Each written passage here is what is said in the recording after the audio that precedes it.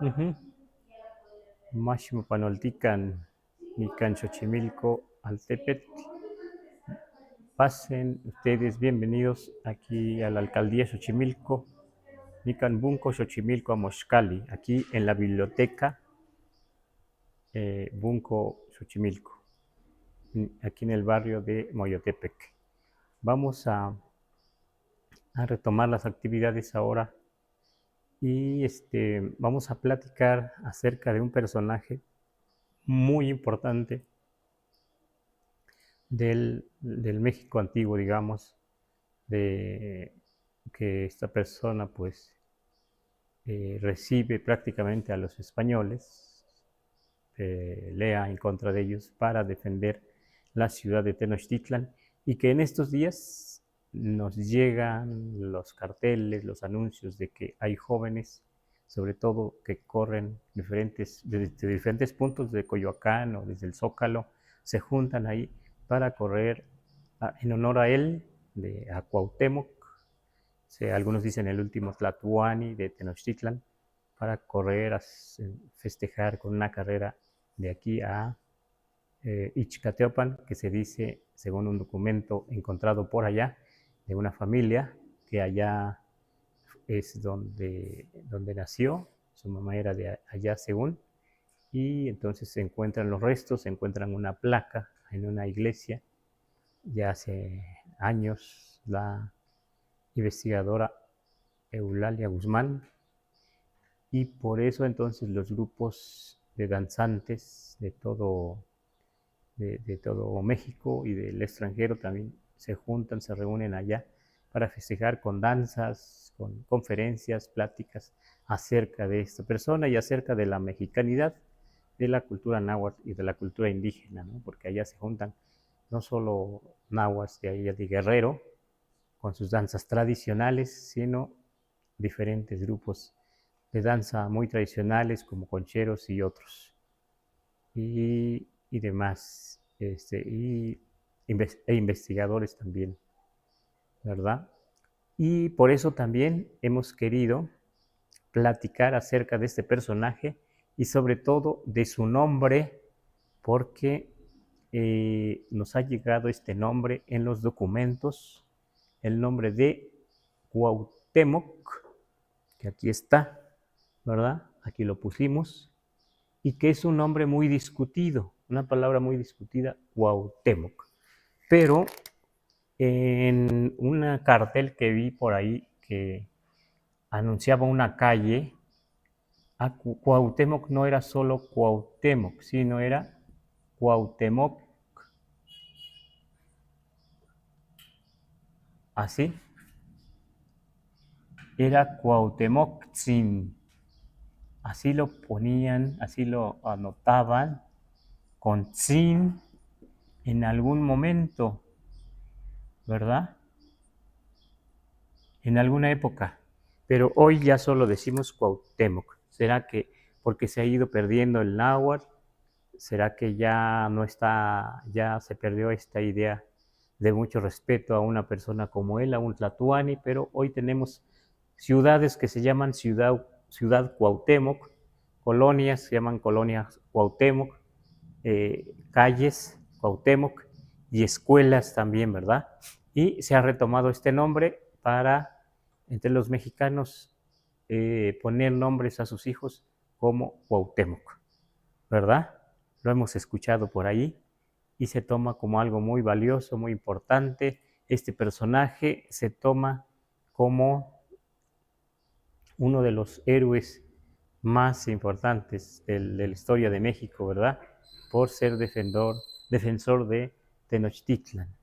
Y parece que el señor, un poeta, López Velarde, llegó a decir, y algunos lo repiten, que es el único héroe mexicano a la altura del arte.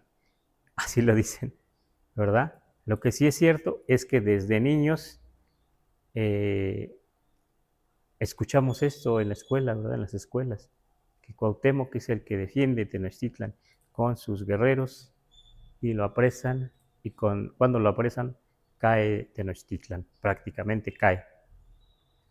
Claro que no cae luego, sino que va cayendo poco a poco las otras ciudades, pero cayendo Tenochtitlan, que era como, digamos, la capital de la Náhuatl, entonces ya van cayendo los otros, aunque siguen haciendo resistencia durante muchos años más, ¿verdad?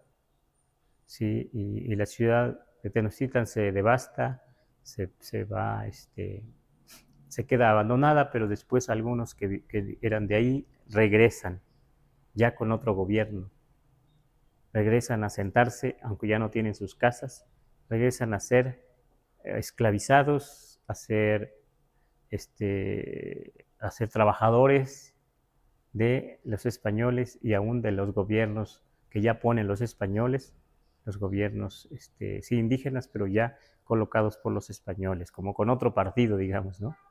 ¿Sí? Esa es en breve así la historia, cuando cae Tenochtitlan en 1521. Pero ese personaje, Cuauhtemoc, cuando se dice, a ver, pero ¿qué significa Cuauhtemoc?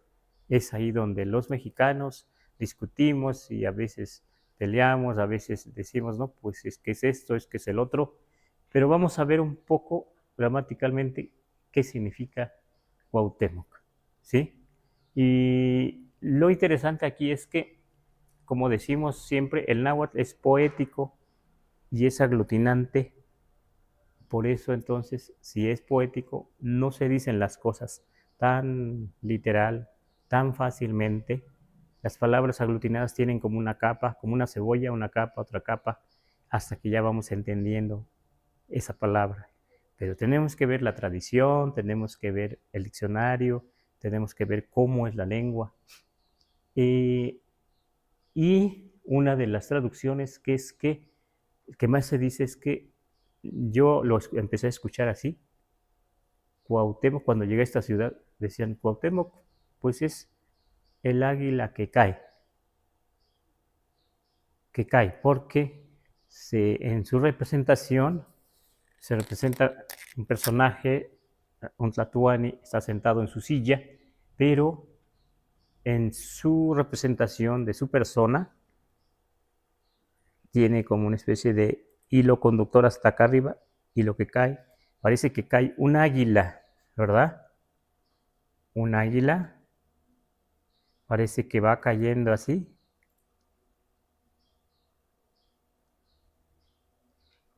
¿Verdad? Aquí está cayendo. Aquí no, el personaje a veces está por aquí. Aquí está el banco. Más o menos así. Pero este hilo está hacia acá, un hilo, diciendo que él es el águila. Pues aquí podía ser caer o descender. Y entonces algunos dicen, no, no es águila que desciende, que descendió, que cayó, no es águila que cayó. Para algunos es águila que descendió. Pero bueno, si la palabra que vamos a trabajar es Cuauhtemoc, entonces ustedes que, aquí los compañeros que ya han tomado clases de la lengua náhuatl, hemos descubierto algo importante, que cuando hay una palabra aglutinada, debemos empezar ¿de dónde? Debemos empezar de aquí para acá. O sea, esto sería lo más importante. Y si decimos águila que cayó, estamos diciendo que lo más importante es águila. ¿Y cuál es el águila? Cuau. Cuau. Porque cuautli es águila, pero aquí tli, L-I-T-L, no tiene que ir ahí incluido aglutinado porque esa es la regla, ¿verdad? Es la terminación tli, no iría tli cuando se aglutina. Ahora lo que sigue es temo, así, temo, digamos. Si estamos leyendo águila que descendió o que cayó, vamos a ver, aquí temo sí es descender y está en presente, así, descender. Pero si leemos a la manera del español, águila que descendió, sí nos puede dar ligeramente ahí, descendió aquí, temoc, puede leerse así, en parte.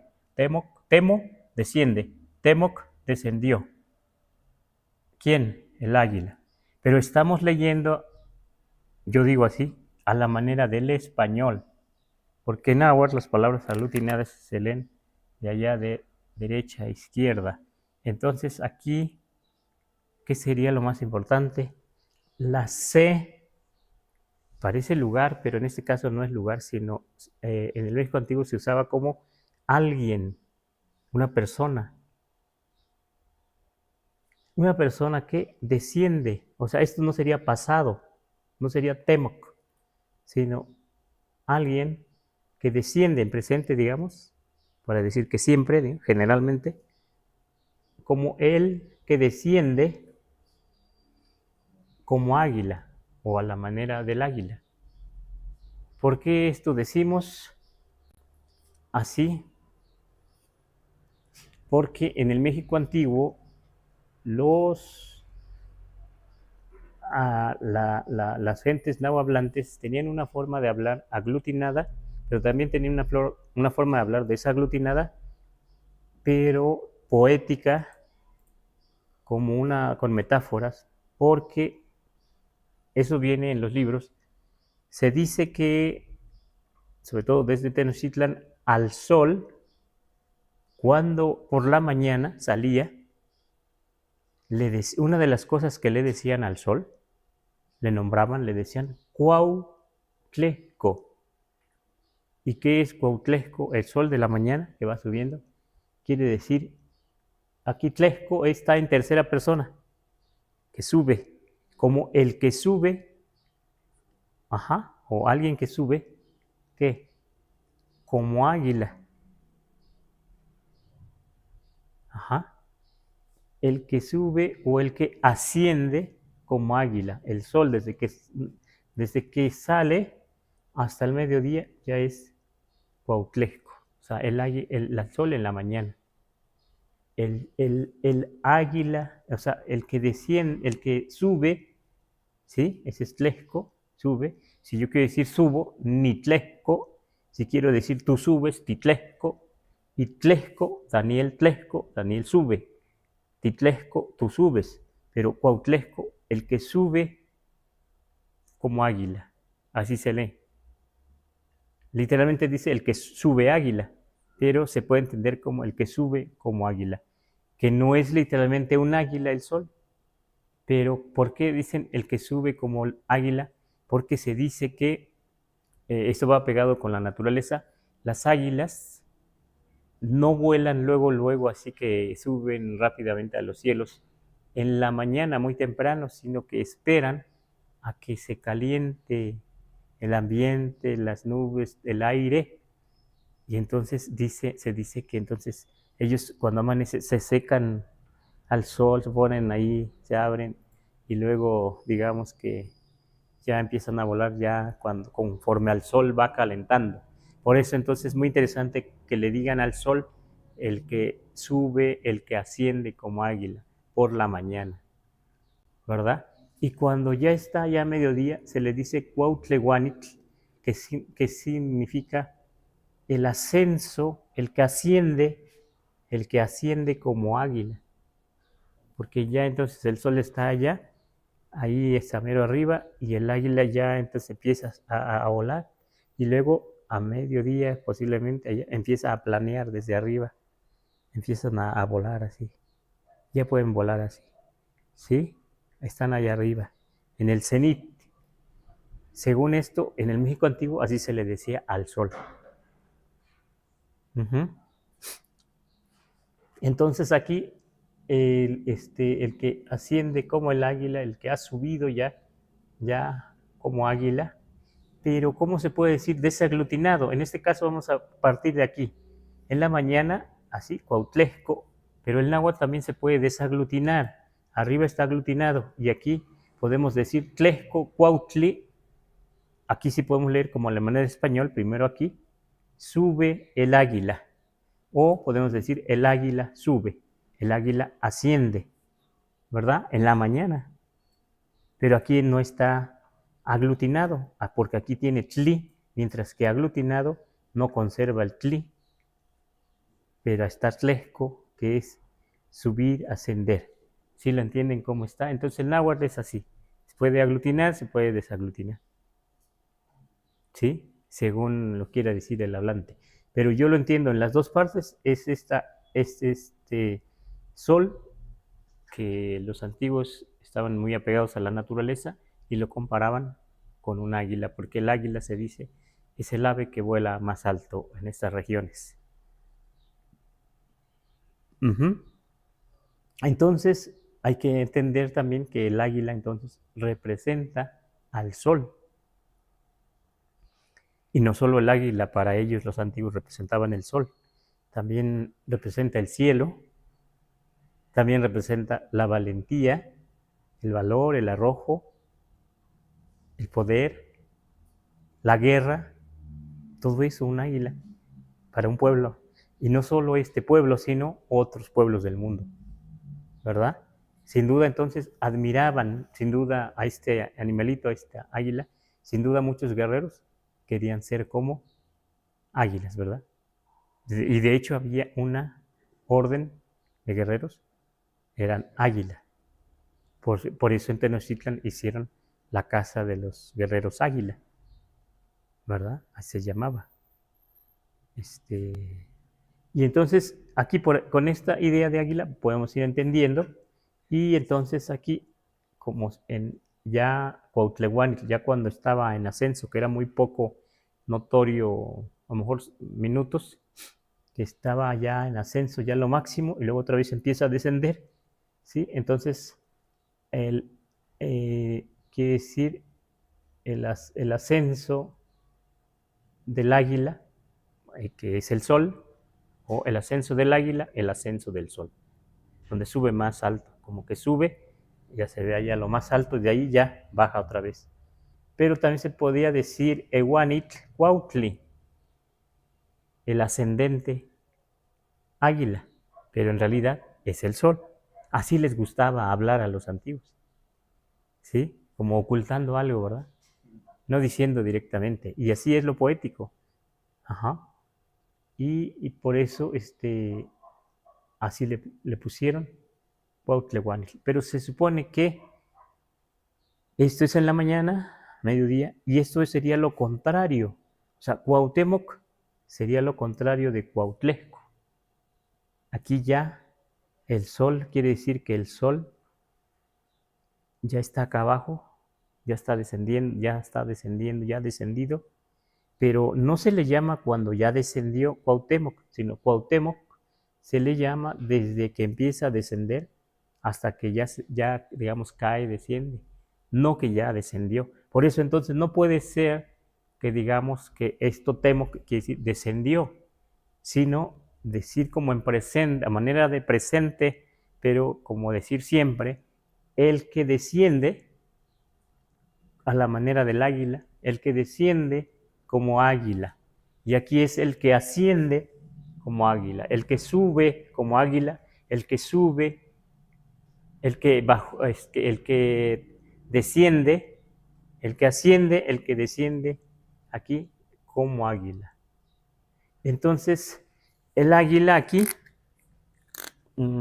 yo digo que no pudieron los antiguos hacer un monumento a Cuauhtemoc, así que estuviera aquí él, porque ya estaban en guerra, ya les hacían la guerra a los españoles, y lo que sí escribieron ya en la colonia, junto con, o ya habían aprendido las letras con alfabeto, tiempo después de que lo matan, y antes también, pero cuando lo matan aparece en un árbol, y el águila dibujada está cerca de donde está colgado, en un árbol, una ceiba se dice, y por eso ahí identifican que él es Cuauhtemoc, o Cuauhtemoczin, ¿verdad? Entonces ya ponen aquí ya un poco ya a la manera occidental y a la manera de aquí, porque ya ponen aquí Cuauhtemoc o Cuauhtemoczin, o aquí ponen algunos datos más, ¿no? Aquí se dice que viene el águila, ¿verdad? Como que viene un águila aquí. O sea, ¿dónde está Cuautli? Cuau, aquí está. Ahí está Cuauhtemoc, aquí mismo está porque está de cabeza. Y cuando las águilas descienden, sí es cierto que descienden de cabeza. Cuando atacan, cuando van a tomar su presa, van como flechas, ¿verdad? Como flechas, digamos, ¿no? O o a veces, sí, llegan rápido. Ajá. Entonces sí, aquí está el verbo descender, pero no en pasado, ¿verdad? No en pasado. O sea, podemos entender aquí, sí, como el que desciende como águila, y pues lo único que alcanzan a escribir los tlacuilos y digamos los religiosos o los tlacuilos ya catequizados es un águila que va como ascendiendo, como descendiendo, perdón. Uh-huh. Si tuviéramos dibujos de todo esto, de la ruta del sol, con dibujos escritos a la manera antigua, posiblemente tuviéramos un águila que estuviera aquí ascendiendo. Pero el único que tenemos como un águila descendiente, que desciende, pues es en el nombre de Cuauhtemoc. Pero ya no es un nombre antiguo, a la manera como de los otros tlatoanis, ya no se encuentra en piedra, ya se encuentra en papeles, incluso en papeles a lo mejor europeos, o papeles a mate, pero ya tiene letras con alfabeto, ya es algo así nuevo. Entonces, se dice, antes de seguir, que Cuauhtemoc era su nombre, y aquí aparece el águila representando. Algunos dicen que posiblemente tuvo otro nombre porque según esto, conforme iban avanzando en los estudios, en la preparación, iban recibiendo otros nombres, según esto. Pero no se sabe si de otros nombres que haya tenido, pero sí se sabe, eso aparece en una placa allá en Tlatelolco, que se le decía también Xocoyotzin. Y Xocoyotzin, posiblemente porque haya sido el más pequeño de su familia, o posiblemente porque los frailes o los que escriben sobre él, pues porque era muy joven cuando fue gobernante. Algunos dicen que tenía 20 años. No sabemos si tenía 20 años o 21 o un poco más, pero según esto él era muy joven. No sabemos si el Consejo de Ancianos de Tenochtitlan, de Tlatelolco, lo nombran Xocoyotzin porque era más joven que ellos, o si en su familia era el más pequeño, sí, también podría llevar el nombre, no nombre, sino una identificación de la familia como Xocoyotzin. Sí, posiblemente porque a Moctezuma, eso sí se sabe, le decían uno de los Moctezuma, Moctezuma Xocoyotzin, porque se dice que era el más pequeño de esa familia gobernante de los Moctezuma, era el más pequeño, como el Benjamín, ¿verdad? De los judíos, y que le decían Moctezuma Xocoyotzin. Y a Cuauhtemoc le decían Cuauhtemoc le decían Xocoyotzin. Y hasta la fecha, en muchos lugares, en unas familias nahuas, se le dice Xocoyotzin al más chico o a la más chica de la familia. No es que sea su nombre, es su identificación del lugar en que nació en la familia. ¿Sí? Bueno, de todas maneras, vamos a seguir platicando y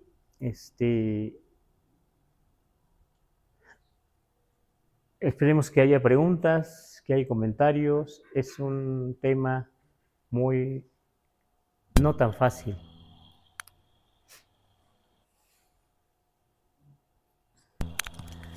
Sí, gracias, Cindy. Pues vamos a leer algunos comentarios, algunas preguntas aquí en el chat.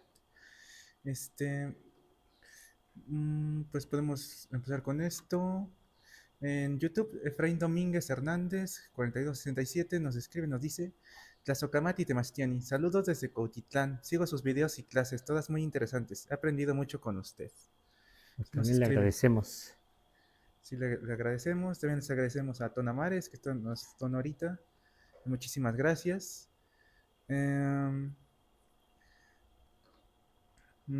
Aquí Resplandor hace rato nos decía, maestro, ¿puede decirnos cómo se escribe en la lengua original? O sea, es en náhuatl, supongo, apapachar. Ah, Es una palabra. Ujú. sí, sí, sí. Bueno, ¿no hay más preguntas? Bueno, vamos a ver si podemos, este, mm, sería un poco difícil, tenemos que buscar de alguna manera alguna imagen en algún códice que no sea tan colonial, pues es difícil como en piedra, en alguna piel una antigua, un libro, pero un poco difícil encontrar ese verbo, apapachar,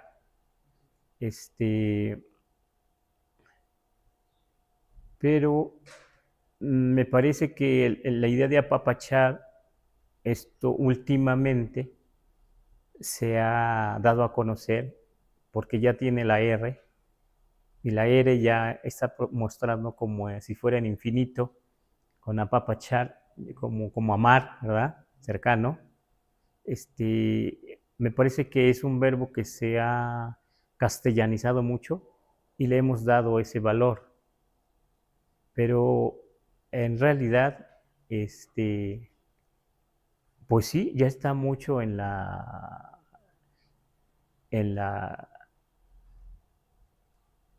pensamiento del mexicano.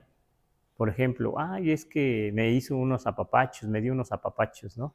Ay, que necesita unos apapachos, porque está chipil, alguien necesita unos apapachos, ¿verdad? O pide muchos apapachos, o quiere apapachos, ¿sí? Y incluso, y a lo mejor hasta en la política se usa, pues lo apapacharon en tal lugar, ¿verdad? Que le dieron buena comida y vinillos y buen recibimiento, los apapacharon, ¿verdad? O sea, no solo es algo como un verbo, como esto de abrazar, dar palmaditas, ¿sí? Sino le hemos dado un valor más allá, ¿no? De ser bien tratado, ¿verdad?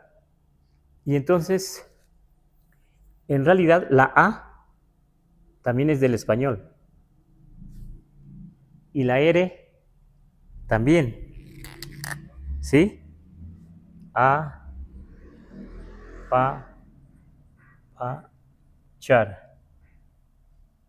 Esta R sí es del español. Vamos a ver aquí. Castellanizado la R, la A. Entonces, papach, en realidad, viene de pachoa, y si yo duplico pa, así, pa, pero debo decir así, pa con H, pa, pachoa. Si yo digo pa, pachoa, es hacer esto. Pero de ahí viene lo que hoy decimos apapachar, de pa, pachoa, es hacer esto.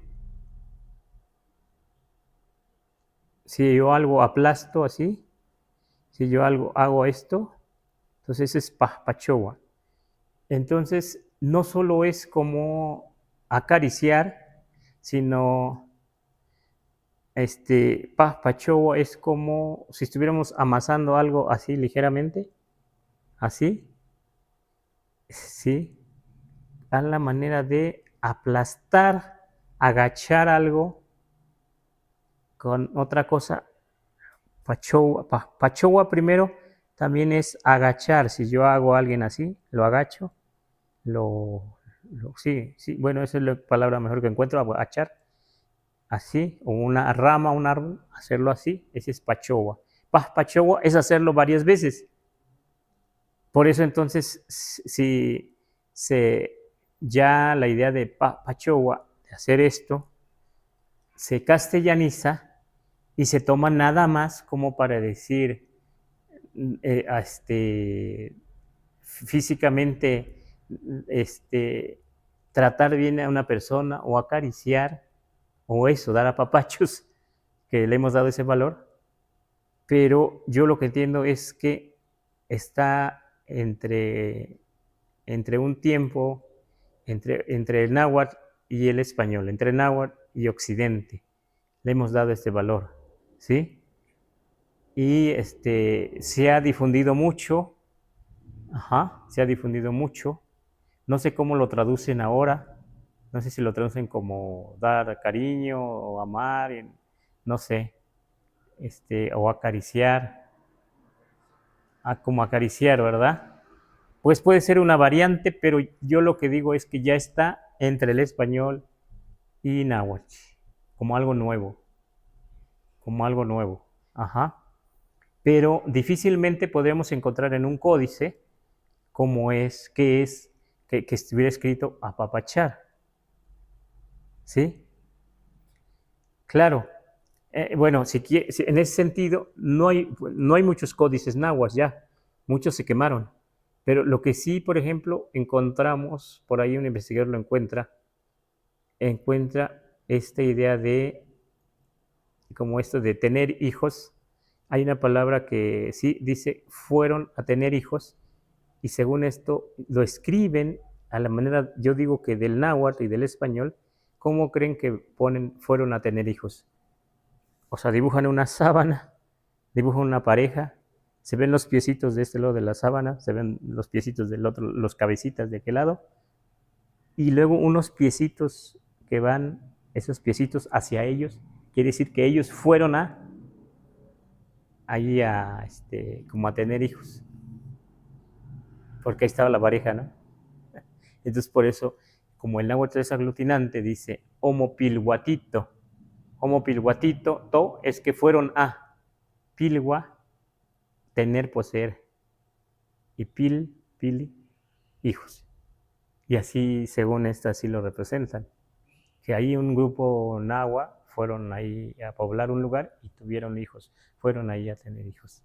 Eso sí está escrito, pero apapachar me parece que yo no lo he encontrado en algún códice, pero bueno, eso es lo que les puedo comentar. Si encontráramos más códices, a lo mejor podemos reconstruir muchas palabras y podemos hablar de algunos verbos que estuvieran representados en algún códice, pero no lo hemos encontrado.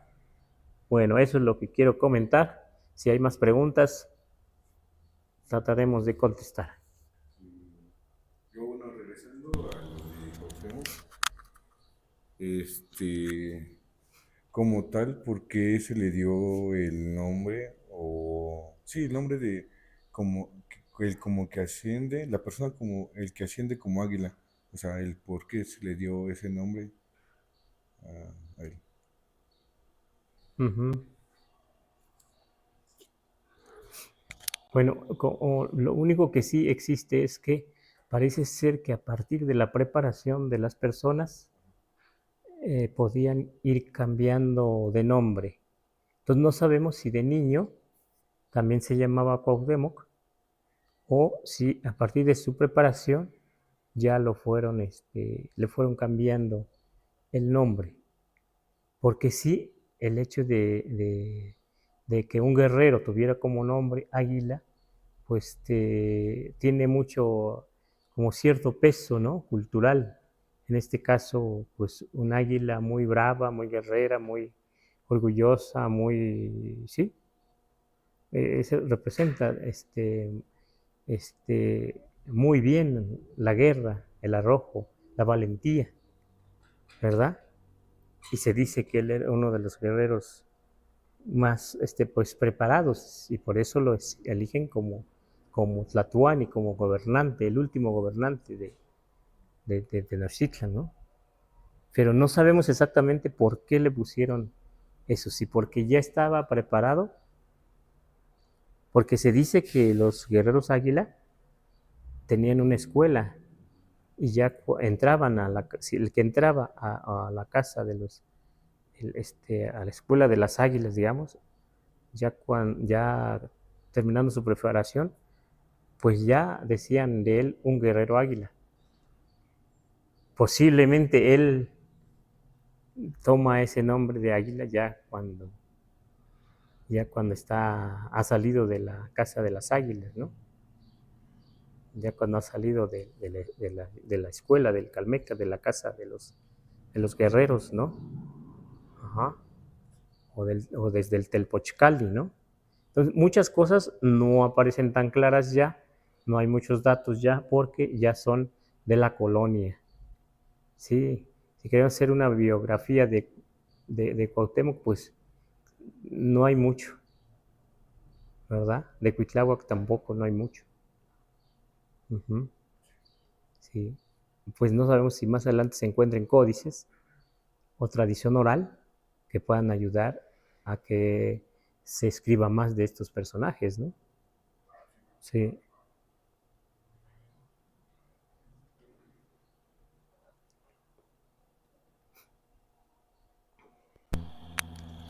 Pues aquí nos hace en Facebook una pregunta Beatriz Rojas. Yo creo que es interesante para el tema. Dice, maestro, ¿Cuauhtemoc fue realmente el último tlatoani? Y nos hace también otra pregunta. ¿Sus restos están en Ixcateopan o son restos de varios personajes? Ujú. Bueno, lo que se dice es que Cuauhtemoc, y en los documentos aparece así, en lo histórico, Cuauhtemoc es, digamos, como el último tlatoani de Tenochtitlan elegido por, por el gobierno indígena o el consejo indígena, digamos, ¿no? A la manera indígena.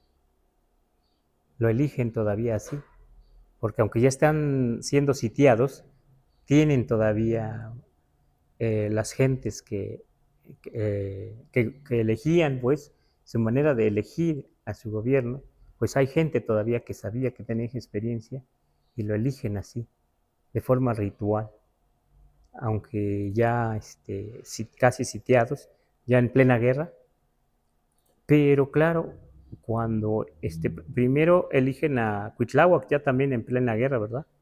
Los enfrenta a Cuitláhuac también, pero muere de viruela, ¿verdad? Y entonces luego eligen a Cuauhtemoc, que a él lo apresan, o algunos dicen que se entrega, ¿verdad? Y entonces sí es como decir el último Tlatuani, pero luego vienen a poner a otros, pero ya están vencidos, ya está conquistada la ciudad, pero no pueden todavía los españoles ponerse como gobierno algún español, aunque sí están detrás de los gobiernos indígenas, porque, ¿qué creen? Pues si no hablaban náhuatl todavía los españoles, ¿cómo iban verdad? A comunicarse con el pueblo? Tenía que haber siempre traducción, ¿no? A lo mejor entre Marina, doña Marina y este señor de apellido Aguilar, o ¿cómo se llama? Jerónimo de Aguilar. O si es que ya algunos indígenas o tlaxcaltecas ya también hablaban náhuatl, ¿verdad? Digo español, posiblemente. Ajá. Entonces, por eso se dice que es el último tlatoani de Tenochtitlan, porque sí ha sido elegido a la manera tradicional, pero ya los otros parece ser que ya no se toman como tlatoanis, ¿no? Sí, ya se toman un poco de otra manera. Sí.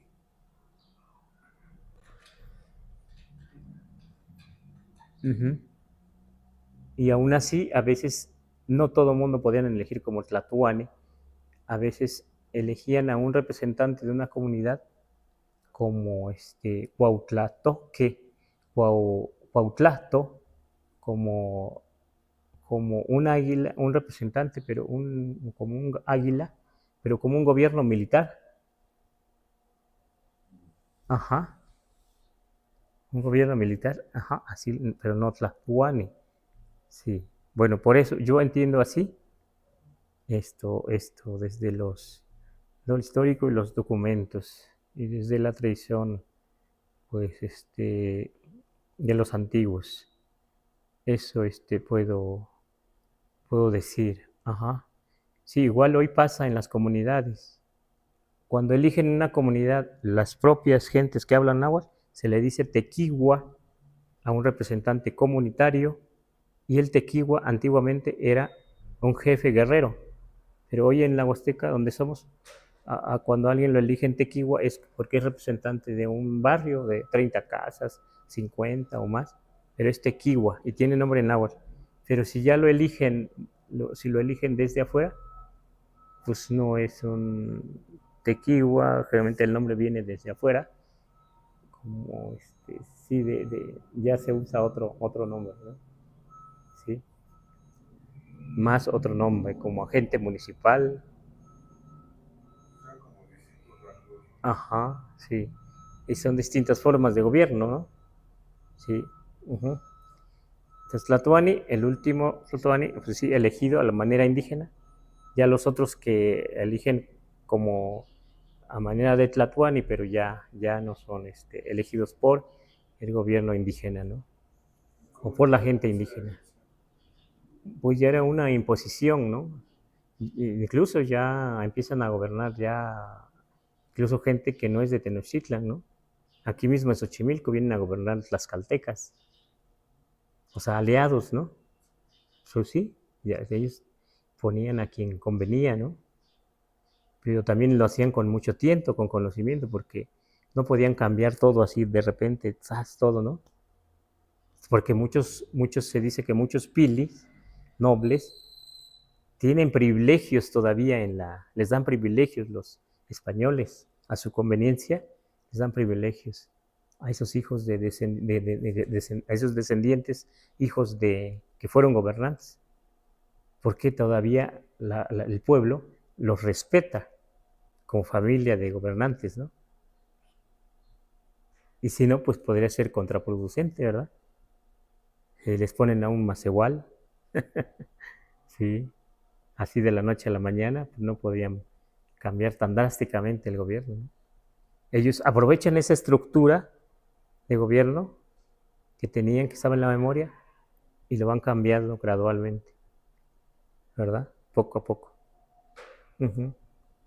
Bueno, ¿qué más? ¿Qué más?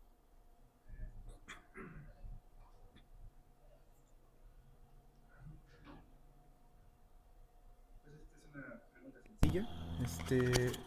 Hace rato nos decía Yasmín Torres, eh, ¿cómo se le llama a la primera hija de la familia? Porque estaba hablando de Xocoyotzi. Uh-huh. Sí. Bueno, aquí vamos a borrar un poco. Vamos a ver si tenemos aquí un borrador. Vamos a borrar aquí, apapachar.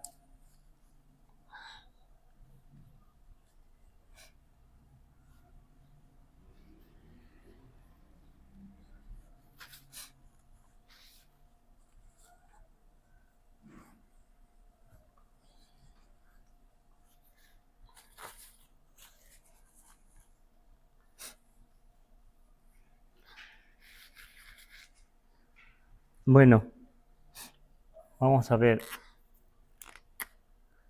Si en una familia la primera que nace es mujer,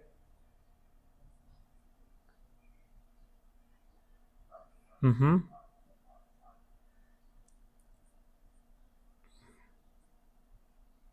para los papás,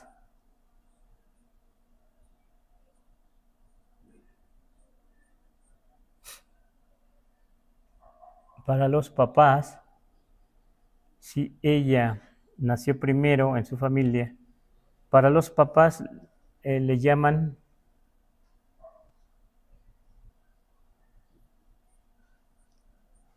así, tepipi. Uh-huh. O también, si es de mucho cariño, tepipi, tepipitzin. Así, tepipi, tepipitzin. Los papás le llaman así.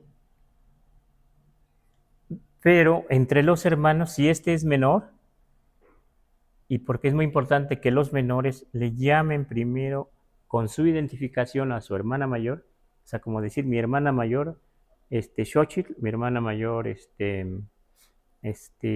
Jazmín, o así otro nombre, pero tiene que decir primero mi hermana mayor.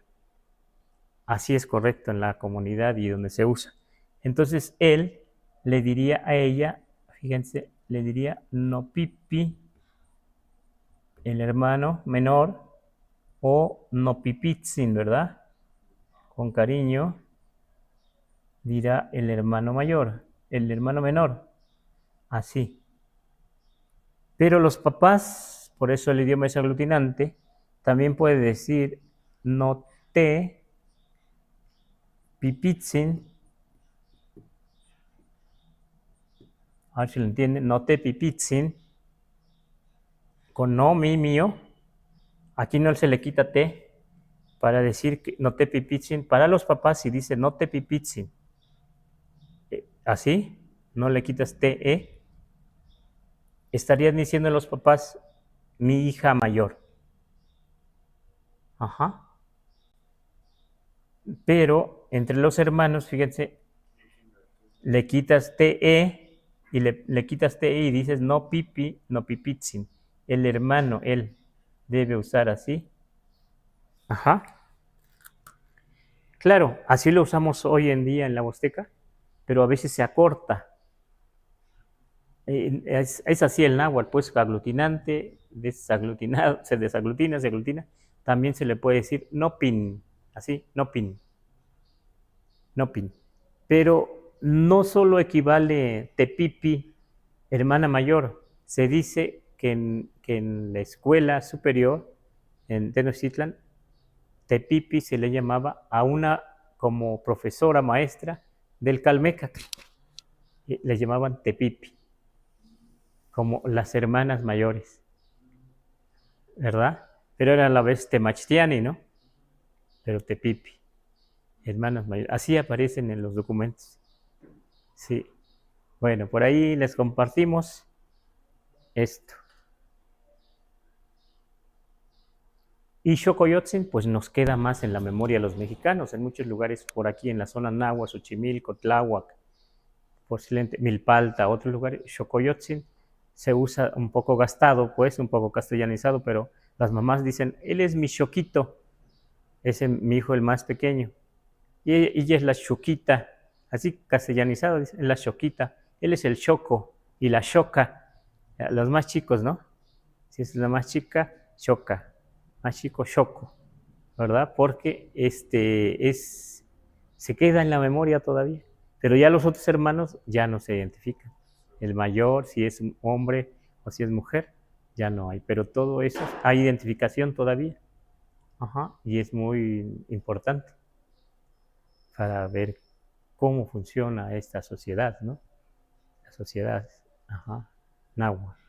Todavía se puede reconocer algunas cosas que están ligados con lo antiguo. Uh-huh.